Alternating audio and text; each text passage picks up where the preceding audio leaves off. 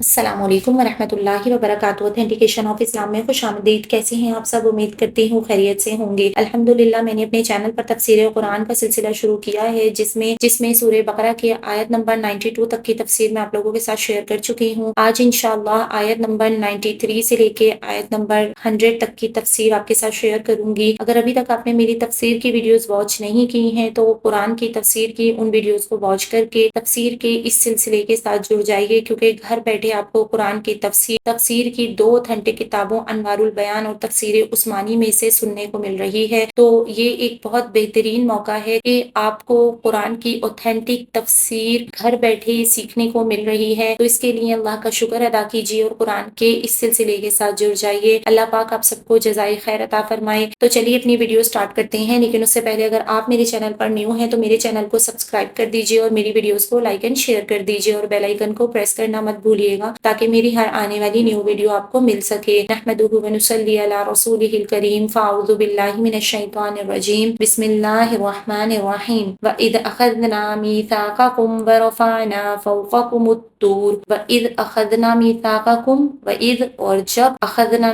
مِيثَاقَكُمْ ہم نے تم سے پختہ عہد لے لیا، وَرَفَعْنَا اور بلند کر دیا، فَوْقَكُمُ الطُّورَ تمہارے اوپر طور پہاڑ کو، خُذُوا مَا آتَيْنَاكُمْ بِقُوَّةٍ وَاسْمَعُوا، خُذُوا لے لو، ما آتیناکم جو کچھ ہم نے تم کو دیا، بقوتٍ قوت کے ساتھ، واسمعوا اور سن لو۔ قالوا سمعنا وعصینا، قالوا تو وہ کہنے لگے، سمعنا ہم نے سن لیا، وعصینا اور مانیں گے نہیں۔ واشربوا فی قلوبہم العجل بکفرہم، واشربوا اور پلا دیا، فی قلوبہم ان کے دلوں میں، اجلا بکفرہم بچڑا ان کے کفر کے سبب۔ اب اس کا کیا مطلب ہے کہ ان کے دلوں میں بچڑا پلا دیا؟ تو اس کا مطلب یہ ہے کہ ان کے دلوں میں بچڑے کی محبت رچ بس گئی۔ جس طرح سے پانی پینے سے وہ جسم کے تمام حصوں میں پھیل جاتا ہے، ایسے ہی ان کو پلا دی گئی بچڑے کی محبت، بکفرہم ان کے کفر کے سبب۔ قل بئس ما یأمرکم بہ ایمانکم ان کنتم مؤمنین، قل آپ فرما دیجئے، بئس ما کہ بری ہیں یہ باتیں، یأمرکم جن کا تمہیں حکم دیتا ہے، بہ ایمانکم تمہارا ایمان، ان کنتم مؤمنین اگر تم مومن ہو۔ تو اس سے پہلے اس سورت کے 8ویں رکوع میں یہودیوں سے پختہ عہد لینے اور کوہ طور ان پر اٹھانے اور مضبوطی کے ساتھ توریت شریف کو تھامنے اور اس پر عمل کرنے کا عہد لینے کا ذکر گزرا ہے۔ یہاں پھر اس کو دہرایا ہے اور ساتھ ہی یہ بھی فرمایا ہے کہ جب ان کو حکم ہوا کہ توریت شریف کو مضبوطی سے تھام لو اور اس کے احکام کو سن لو، تو انہوں نے کہا کہ ہم نے سن تو لیا لیکن ہم اس پر عمل نہیں کریں گے۔ حکم تھا کہ دل کے کانوں سے سنو، قبول کرنے کے لیے سنو، عمل کرنے کے لیے سنو، لیکن انہوں نے اپنے اوپر پہاڑ گرنے کے ڈر سے اس وقت تو کہہ دیا کہ ہاں ہم نے سنا، اور اوپری دل سے یعنی اوپر کے دل سے اقرار بھی کر لیا جیسا کہ مفسرین نے لکھا ہے، لیکن بعد میں اس قول اور قرار سے پھر گئے اور نافرمانی پر تل آئے اور کہنے لگے کہ سنا تو ہے لیکن عمل کرنا ہماری بس کا نہیں ہے۔ آج ہم مسلمان کیا کر رہے ہیں؟ آج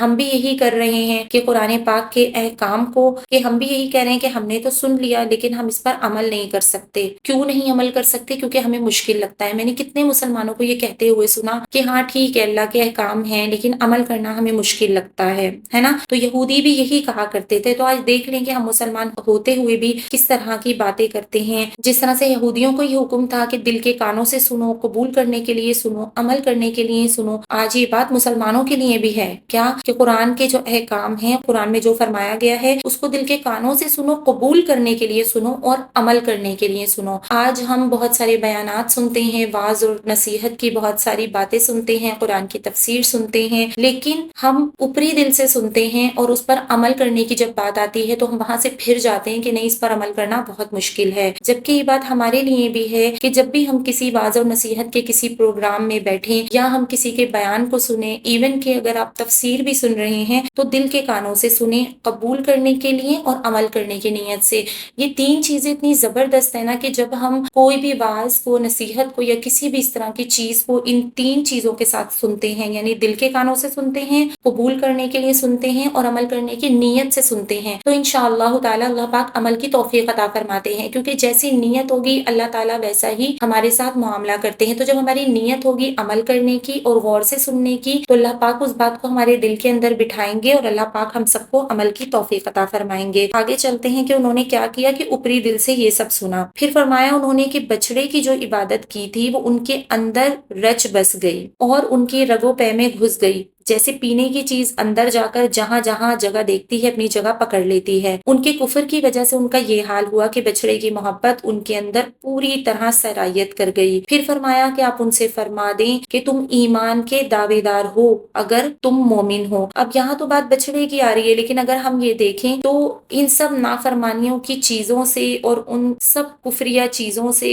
یا ان اعمال سے جو آج ہماری زندگی میں آ گئے ہیں، کہ جس طرح سے قرآن پاک میں بچڑے کی محبت کی مثال دی گئی کہ ان کے رگو پے میں اتر گئی تھی، ان کے اندر رچ بس گئی تھی، آج اسی طرح دنیا کی محبت اور دوسرے لوگوں کے طریقے یعنی غیروں کے طریقے، دوسری اقوام اور دوسرے مذاہب کے طریقے، ان کے رسم و رواج ہمارے اندر ہمارے رگو پے میں اسی طرح سے گھس گئے ہیں۔ ٹھیک ہے، پھر فرمایا کہ آپ ان سے فرما دیں کہ تم ایمان کے دعوے دار ہو اگر تم مومن ہو، تو سمجھ لو کہ تمہارا ایمان تمہارے برے اعمال کی تعلیم دیتا ہے، کفر اور شرک پر آمادہ کرتا ہے۔ اب یہی ہم اپنے ساتھ بھی دیکھ لیں کہ کیا فرمانے، سمجھ لو کہ جو اب تمہارا ایمان بن گیا ہے نا، یعنی جو ہم مسلمانوں کا ایمان بن گیا ہے، یہ برے اعمال کی تعلیم دیتا ہے، کفر اور شرک پر آمادہ کرتا ہے ایسا یا نہیں؟ خود سوچئے۔ فرمانے کہ یہ ایمان کیسا ہے جو توحید کی تعلیم نہیں دیتا اور اللہ تعالیٰ کی نافرمانی پر ابھارتا ہے اور نبی صلی اللہ علیہ وسلم کی تکذیب پر یعنی ان کو جھٹلانے پر آمادہ کرتا ہے، جن کے نبی ہونے کی تم دلیل دیتے ہو یا تمہارے پاس واضح دلائل اس کے موجود ہیں۔ تو یہ بات یہودیوں سے کی گئی، لیکن کیونکہ بار بار میں ایک بات کہتی ہوں کہ قرآن پاک صرف یہودیوں کے لیے نہیں تھا، قرآن پاک میں وہ باتیں بتائی گئیں جو قیامت تک آنے والے آخری انسان کے لیے بھی ہدایت ہے۔ تو اس سب بات کا جو ایک فائدہ لکھا گیا ہے یہاں پر تفسیر کی کتاب میں، تو یہ لکھا ہے کہ بچڑے کی عبادت سے ان لوگوں نے توبہ کی تھی، جیسا کہ 6 رکوع میں بھی گزرا ہے، لیکن اس آیت سے معلوم ہوتا ہے کہ ان میں سے بہت سو نے اوپر سے توبہ کر لی تھی، دل کی گہرائی سے توبہ نہ کی اور بچڑے کی پرستش کا اثر ان میں باقی رہا، اور اس اثر کی وجہ سے اللہ کی کتاب یعنی توریت شریف کو قبول کرنے پر آمادہ نہ ہوئے۔ جب پہاڑ اٹھا کر ان پر کھڑا کر دیا گیا تو اس وقت تو جھوٹ موٹ کو مان گئے، لیکن بعد میں نافرمانی پر تلے رہے۔ ٹھیک ہے،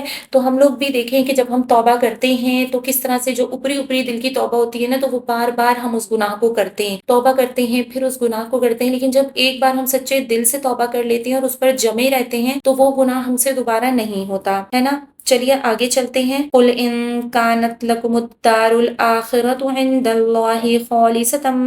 مِّن دُونِ النَّاسِ فَتَمَنَّوُا الْمَوْتَ إِن كُنتُمْ صَادِقِينَ۔ قُلْ آپ فرما دیجئے، إِن كَانَتْ لَكُمُ الدَّارُ الْآخِرَةُ کہ اگر آخرت والا گھر عند اللہ اللہ کے نزدیک خالصتاً خالص تمہارے ہی لیے ہیں، من دون الناس دوسروں کے لیے نہیں ہے، فتمنوا الموت تو موت کی تمنا کرو، ان کنتم صادقین اگر تم سچے ہو، ولن یتمنوہ ابدا بما قدمت ایدیہم، ولن یتمنوہ وہ ہرگز کبھی موت کی تمنا نہیں کریں گے، ابدم بما قدمت ایدیہم باوجہ ان اعمال کے جو انہوں نے آگے بھیجے ہیں، واللہ علیم بالظالمین اور اللہ ظالموں کو خوب جانتا ہے، وَلَتَجِدَنَّهُمْ أَحْرَصَ النَّاسِ عَلَى حَيَاةٍ وَلَتَجِدَنَّهُمْ ولا کا مطلب ہوتا ہے یہ واقعی بات ہے، یعنی ضرور بالضرور یہ بات ہے کہ تجدنہم تم ان کو پاؤ گے، احرص الناس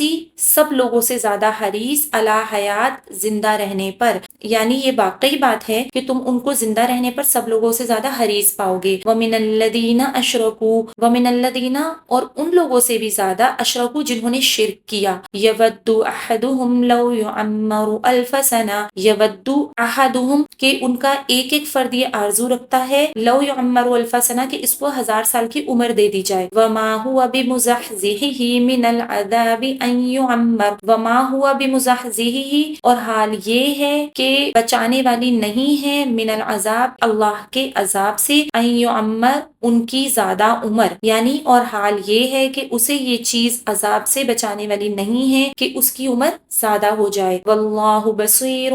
بما یعملون، واللہ اور اللہ بصیر دیکھنے والا ہے بما یعملون ان کاموں کو جن کو وہ کرتے ہیں۔ اب یہاں پہ یہودیوں کے دعووں اور آرزوؤں میں یہ بھی تھا کہ عالم آخرت کی خیر اور خوبی اور جنت کا داخلہ اور نعمتوں کا حصول یہ سب کچھ ہمارے ہی لیے خاص ہے، دوسرے کسی دین والے اور کسی بھی قوم اور نسل کے لوگ جنت میں نہیں جائیں گے۔ ان کے اس خیالی جھوٹے دعوے اور جھوٹی آرزوؤں کے پیش نظر ان کو مباہلہ کی دعوت دی گئی۔ تو دعوت مباہلہ کیا ہوتی ہے کہ مباہلہ کے معنی ہے دو فریق کا ایک دوسرے پر لعنت یعنی بد دعا کرنا۔ مطلب یہ ہے کہ جب دو فریقوں میں کسی معاملے کے حق یا باطل ہونے میں اختلاف ہو اور دلائل سے بھی وہ ختم ہوتا نظر نہ آتا ہو تو دونوں بارگاہ الہی میں یہ دعا کریں کہ یا اللہ ہم دونوں میں سے جو بھی جھوٹا ہے اس پر لعنت فرما۔ تو اس کو کہتے ہیں دعوت مباہلہ۔ تو یہ جو یہودی تھے نا تو یہ اپنے آپ کو کہتے تھے کہ بس یہ ساری جنت کی نعمتیں کہ عالم آخرت کی خیر اور خوبی اور جنت کا داخلہ یہ سب ہمارے لیے ہی خاص ہے، دوسرے دین والے اور کوئی قوم اور نسل والے جنت میں نہیں جائیں گے۔ تو اسی کے پیش نظر ان کو کہا جا رہا ہے کہ اگر تم اپنے دعوے میں سچے ہو تو آ جاؤ، ہم اور تم مل کر موت کی تمنا کریں گے، موت کی دعا کریں کہ دونوں فریقوں میں سے جو بھی جھوٹا ہو وہ بھی فوراً مر جائے۔ تو جب یہ بات سامنے آئی تو اس پر آمادہ نہ ہوئے اور راہ فرار اختیار کر لی۔ حضرت ابن عباس رضی اللہ تعالیٰ عنہما نے اس آیت کی تفسیر اس طرح کی ہے کہ انہوں نے یہ بھی فرمایا ہے کہ وہ لوگ موت کی تمنا کرتے تو اسی وقت مر جاتے۔ مفسر ابن جریر نے اپنی سند سے نقل کیا ہے کہ حضرت صلی اللہ علیہ وسلم نے یہ بھی ارشاد فرمایا کہ اگر یہودی موت کی تمنا کرتے تو اسی وقت مر جاتے اور دوزخ میں اپنا ٹھکانہ دیکھ لیتے، اور مباہلہ کے لیے نکلتے تو واپس ہو کر نہ جاتے اور مال بھی کچھ بھی نہ پاتے۔ تو اس کے بعد ارشاد فرمایا کہ انہیں اپنے کفر اور بدعمالیاں معلوم ہیں، وہ ہرگز موت کی تمنا نہیں کر سکتے، اور اللہ تعالیٰ سب مجرموں اور ظالموں کو جانتا ہے جو ہر ایک کو اس کا بدلہ دے گا۔ اس کے بعد ارشاد فرمایا کہ یہ کیا موت کی آرزو کر سکتے ہیں؟ یہ تو سب لوگوں سے زیادہ زندگی کی حرص رکھتے ہیں۔ جو لوگ مشرک ہیں، اللہ کی کتاب کو نہیں مانتے، ان سے بھی زیادہ دنیا میں رہنے اور جینے کے حریص ہیں۔ ان کی خواہش ہے کہ کاش 1000 سال زندہ رہ جاتے، تو اگر 1000 سال بھی زندہ رہ جائیں تو اس کی وجہ سے عذاب سے چھٹکارا نہیں ہو سکتا، کبھی تو موت آ ہی جائے گی، اور موت کے بعد وہی عذاب کا سامنا اور دوزخ کا داخلہ ہوگا جو اہل کفر کے لیے طے شدہ ہے۔ ٹھیک ہے، ابلیس کو ہزاروں سال کی زندگی دے دی گئی مگر انجام دوزخ ہی ہے، جیسا کہ سورہ جمعہ میں بھی اللہ تعالیٰ نے فرمایا کہ قل ان الموت الذی تفرون منہ فانہ ملاقیکم ثم تردون الی عالم الغیب والشہادۃ فینبئکم بما کنتم تعملون، جس کا ترجمہ یہ ہے کہ آپ فرما دیجئے کہ بلا شبہ وہ موت جس سے تم بھاگتے ہو تم ضرور اس سے ملاقات کرنے والے ہو، پھر اس کی طرف لوٹا دیے جاؤ گے جو غیب اور شہادت کو جانتا ہے، پھر وہ تمہیں تمہارے کاموں کی خبر دے گا۔ تو مفسر ابن کثیر فرماتے ہیں کہ یہ جو آیت کی تفسیر بیان ہوئی کہ یہود کو مباہلہ کی دعوت دی گئی تھی، یہی تفسیر صحیح ہے، اور یہ ایسا ہی ہے جیسے نجران کے نصارہ کو مباہلہ کی دعوت دی گئی تھی۔ اب یہ جو نجران کے نصارہ کو مباہلہ کی دعوت دی تھی اس کا ذکر انشاءاللہ سورہ آل عمران میں آئے گا۔ تو اس کے بعد ابن کثیر فرماتے ہیں کہ بعض حضرات نے اس آیت کی تفسیر میں یوں کہا ہے کہ اگر تم اپنی بات میں سچے ہو کہ دار آخرت تمہارے ہی لیے خاص ہے تو موت کی تمنا کرو تاکہ مرنے کے ساتھ ہی جنت میں چلے جاؤ، دنیا کی تکلیفوں سے محفوظ ہو جاؤ۔ اگلی آیت کی طرف چلتے ہیں۔ قل من كان عدوا لجبريل فإنه نزله على قلبك بإذن الله۔ قل آپ فرما دیجئے من کان عدوا کہ جو شخص دشمن ہو لجبریل جبریل کا، فإنه نزله سو اس نے اتارا ہے، نزلہ علی قلبک قرآن تمہارے قلب پر، بإذن اللہ اللہ کے حکم سے، مصدقا لما بین یدیہ وہدی وبشری للمؤمنین، مصدقا لما جو تصدیق کرنے والا ہے،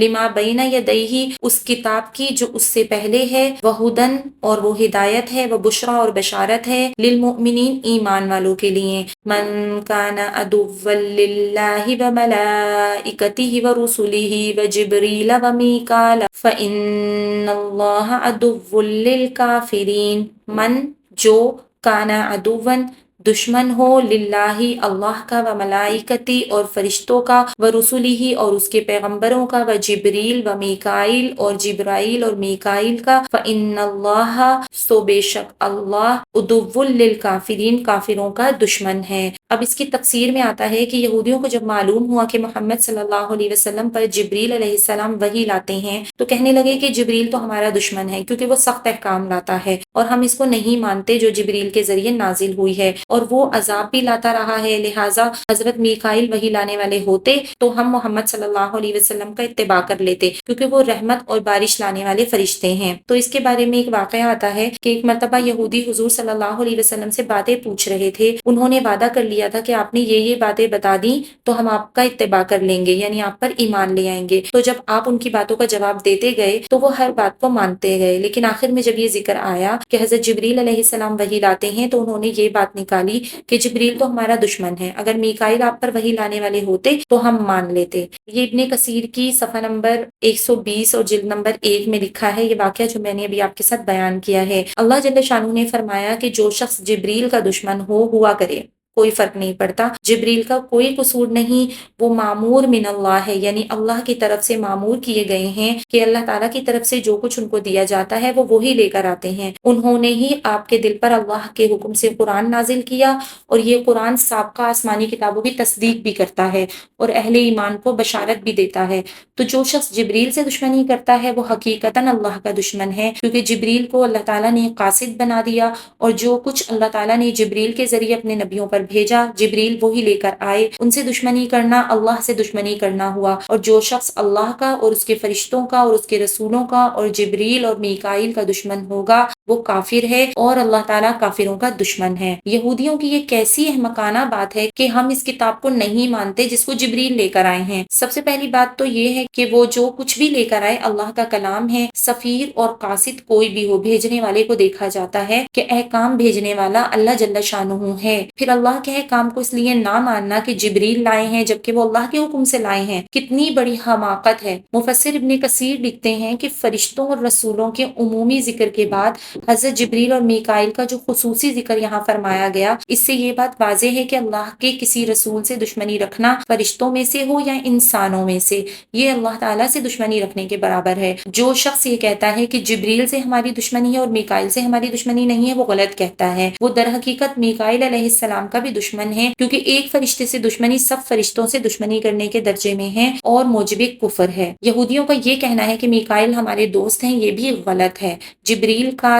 یا کسی بھی فرشتے کا دشمن ہونا سارے فرشتوں کا دشمن ہونا ہے، اور اس میں اللہ کی دشمنی بھی پوشیدہ ہے۔ اب آیت نمبر 100 کی طرف چلتے ہیں۔ وَلَقَدْ أَنزَلْنَا إِلَيْكَ آيَاتٍ بَيِّنَاتٍ، وَلَقَدْ اور البتہ تحقیق یا یہ بات واقعی ہے، انزلنا ہم نے نازل کیا، الیک آپ کی طرف، آیات بینات واضح دلیلیں نازل کی یا کھلی نشانیاں دیں، وما یکفر بہا الا الفاسقون، وما یکفر بہا اور ان کا انکار وہی لوگ کرتے ہیں، الا الفاسقون جو فاسق ہیں یا جو حکم عدولی کرنے والے ہیں۔ اوَکُلَّمَا عَاهَدُوا عَهْدًا نَبَذَهُ فَرِيقٌ مِّنْهُمْ، اوَکُلَّمَا عَاهَدُوا کہ جب کبھی انہوں نے کوئی عہد کیا، عَهْدًا نَبَذَهُ تو اس عہد کو نبذہ پھینک دیا، فریق منہم ان میں سے ایک جماعت نے، ٹھیک ہے، کیا جب کبھی انہوں نے کوئی عہد کیا تو اس عہد کو ان میں سے ایک جماعت نے پھینک دیا، بل اکثرهم لا یؤمنون بلکہ ان میں سے اکثر ایمان نہیں لائیں گے۔ چلیے آگے چلتے ہیں اس آیت کی تفسیر کی طرف، آیت نمبر 99 اور 100 کی تفسیر کی طرف۔ تو تفسیر در منصور میں لکھا ہے کہ حضرت ابن عباس رضی اللہ تعالیٰ عنہما سے نقل کیا ہے کہ ابن سوریہ یہودی نے، یہ ابن سوریہ ایک یہودی کا نام ہے، ابن سوریہ نے حضرت محمد صلی اللہ علیہ وسلم سے کہا کہ اے محمد کوئی ایسی چیز آپ نہیں لائے جسے ہم پہچانتے ہوتے، اور نہ آپ کے پاس کوئی ایسی کھلی ہوئی دلیل ہے جس کی وجہ سے ہم آپ کا اتباع کر لیں۔ اس کی تردید میں اللہ جل شانہ نے یہ آیات نازل فرمائی کہ ہم نے اے محمد صلی اللہ علیہ وسلم تمہاری طرف واضح آیات نازل فرمائی ہیں جو آیات بینات ہیں، یعنی کھلی ہوئی دلیلیں ہیں، واضح دلیلیں ہیں۔ تو ان آیات میں یہود کی پوشیدہ باتیں، ان کے بھید اور راز بیان کرنا، ان کے گزرے ہوئے اسلاف کے حالات بتانا، ان کی تحریفات کا پتہ دینا، یعنی جو جو تحریف انہوں نے توریت شریف میں کی ان سب کا پتہ دینا، یہ سب کچھ اللہ تعالیٰ شانہ نے حضرت سرور دو عالم صلی اللہ علیہ وسلم پر ظاہر فرمایا اور اپنی کتاب میں نازل فرمایا۔ تو جو شخص انصاف پسند ہو، حسد اور جلن کی وجہ سے اپنی جان کو ہلاک کرنے پر تل نہ گیا ہو، اس کے لیے یہ دلائل کافی ہیں۔ لیکن اگر کسی کو حق اور حقیقت سے بغض اور عناد ہو اور حکم عدولی ہی کرنی ہو جو اس کی طبیعت کا ایک حصہ بن گئی ہے، اور فسق فسوق اس کی طبیعت میں رچ بس گیا ہو، وہی ان آیات اور بینات کا منکر ہو سکتا ہے۔ تو یہاں پہ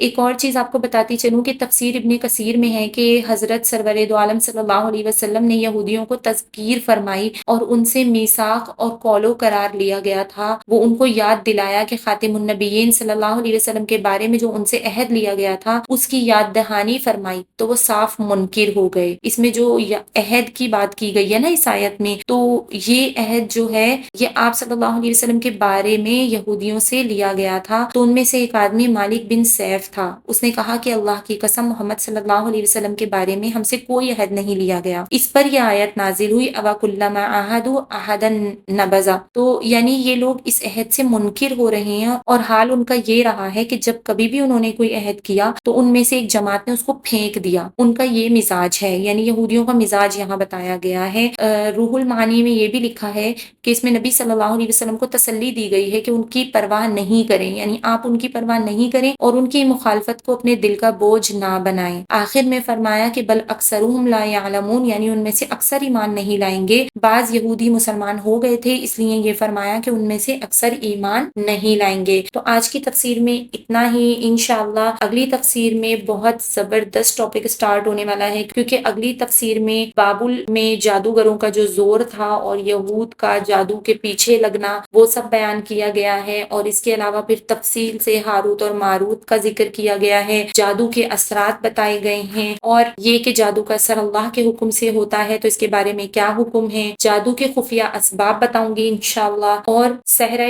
فرعون کا عمل آپ کو بتاؤں گی، پھر معجزہ اور سحر میں کیا فرق ہوتا ہے، معجزہ کیا ہے اور سحر کیا ہے اس کا فرق بتاؤں گی اگلی تفسیر میں، پھر کرامت اور سحر میں کیا فرق ہے، یعنی جادو اور کرامت میں، سحر فسق بھی ہے اور کفر بھی، قرآن پاک کی آیت میں فرمایا ہے، اس کی تفسیر بھی آئے گی کہ سحر یعنی جادو جو ہے وہ فسق بھی ہے اور کفر بھی ہے۔ تو آگے جو ہے وہ کچھ جادو کے حوالے سے مسائل بھی آئیں گے، جادو کیا ہوتا ہے، جادو کا اثر کس طرح ہوتا ہے، یہ انشاءاللہ اگلی تفسیر کے اسباق میں آئے گا۔ تو اگر ابھی تک آپ نے میری تفسیر کی پچھلی ویڈیوز واچ نہیں کی ہیں ان کو واچ کر لیجئے، کیونکہ قرآن کی تفسیر جیسے جیسے آگے بڑھے گی انشاءاللہ آپ کو تفسیر میں مزہ آنا شروع ہو جائے گا، اور بہت اچھا لگتا ہے جب ہم تفسیر پڑھتے ہیں تو ایسا محسوس ہوتا ہے کہ اللہ پاک ہم سے باتیں کر رہے ہیں۔ تو آج کی تفسیر میں بس اتنا ہی، اگر میری یہ ویڈیو آپ کو پسند آئی ہو تو اس کو لائک اینڈ شیئر کرنا مت بھولیے گا۔ اسی طرح کی اور بہت ساری اوتھینٹک ویڈیوز کے لیے دیکھتے رہیے اوتھینٹیکیشن آف اسلام۔ السلام علیکم ورحمۃ اللہ وبرکاتہ۔